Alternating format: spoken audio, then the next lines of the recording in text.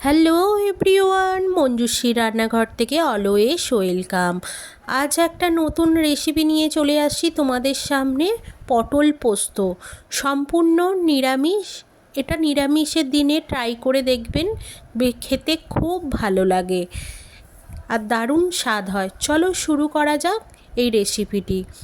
এখানে দেখো আমি পটলকে কেটে নিয়েছি, আর এইভাবে কেটে নিয়েছি দেখো সাইডগুলো, যাতে লবণ হলুদ মাখালে, যখন গ্রেভিটা হবে মাখালে ঢুকতে পারে। আর এখানে দেখো পটলগুলোকে এইভাবে খোলা সমেত রেখে দিয়েছি হালকা হালকা, নাহলে পটলগুলো সেদ্ধ হয়ে গলে যেতে পারে আর খেতে অতটা ভালো হয় না। দেখো এবার লবণ হলুদ মাখিয়ে রেখে দেবো আমি 5 মিনিটের জন্য, যাতে লবণ হলুদটা ভেতরে ঢুকতে পারে। এবার আমি কড়াইটা গরম করে নিচ্ছি। গরম করার পর আমি মাস্টার্ড অয়েলটা দিয়ে দিচ্ছি। এখানে সম্পূর্ণ মাস্টার্ড অয়েলেই হবে। এবার দেখো গরম হয়ে গেছে। আমি এবার পটলগুলোকে এপিট ওপিট এরকম হালকা হালকা লাল লাল করে ভেজে নিয়ে আমি তুলে রাখবো।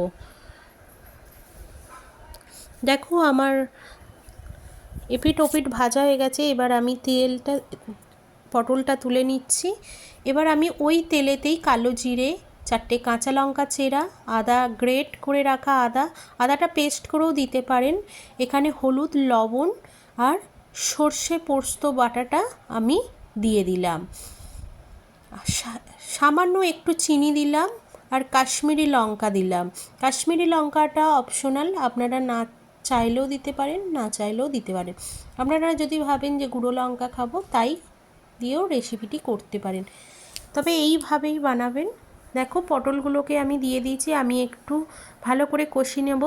এই যে কষিয়ে নেওয়ার পর দেখো তেলটা ওপরের দিকে ছেড়ে আসছে। এবার আমি জল দিয়ে দিচ্ছি।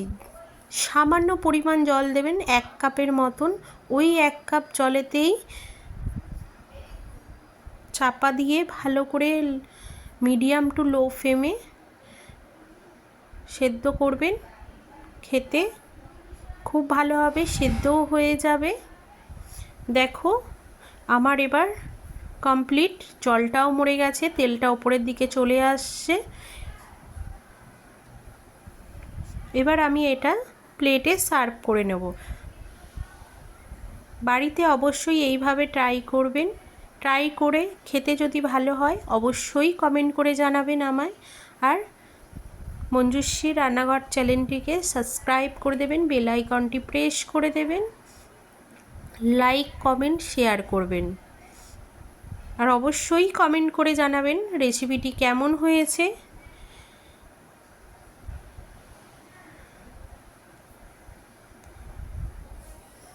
দেখো এবার আমি প্লেটে সার্ভ করে নেব।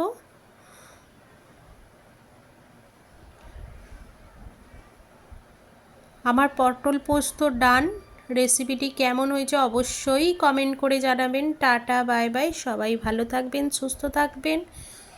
আবার নতুন রেসিপি নিয়ে আসবো।